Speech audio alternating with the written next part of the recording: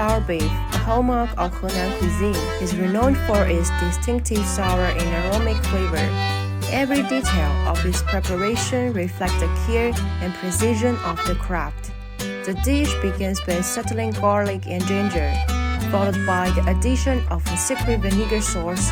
Once the ingredients reach a boil, stir-fried over high heat, it is served piping hot. The first taste is slightly sour, followed by a mild spice, while the beef remains tender, never dissolving into the sauce.